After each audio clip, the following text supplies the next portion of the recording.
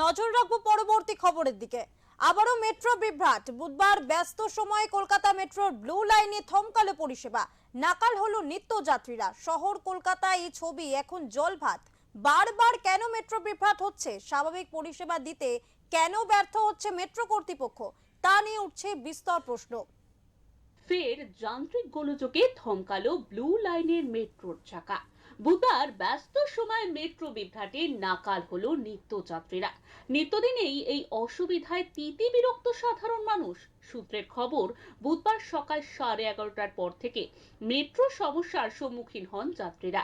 গিরিশ পার্কে সিগন্যালে সমস্যা থাকার কারণে এই বিভ্রাট বলে জানা যায়। মেট্রো সাময়িক বন্ধ থাকায় ভোগান্তির শিকার হন নিত্যযাত্রীরা। বেশ কিছু মাস ধরেই পরপর কলকাতা মেট্রোয় বিভ্রাট দেখতে দেখতে অভ্যস্ত হয়ে গিয়েছিলেন নিত্যযাত্রীরা। কখনো যান্ত্রিক সমস্যা, আবার কখনো সিগন্যালে গোলযোগ, কখনো বা আত্মহত্যার মতো ঘটনা। কেন সুষ্ঠু পরিষেবা মিলবে না, কেন মেট্রো কর্তৃপক্ষের তরফে কোনো নজরদারি থাকবে না, তা নিয়ে যাত্রীরা প্রশ্ন তুলেছেন একাধিকবার। ব্যুরো রিপোর্ট, ওঙ্কার বাংলা।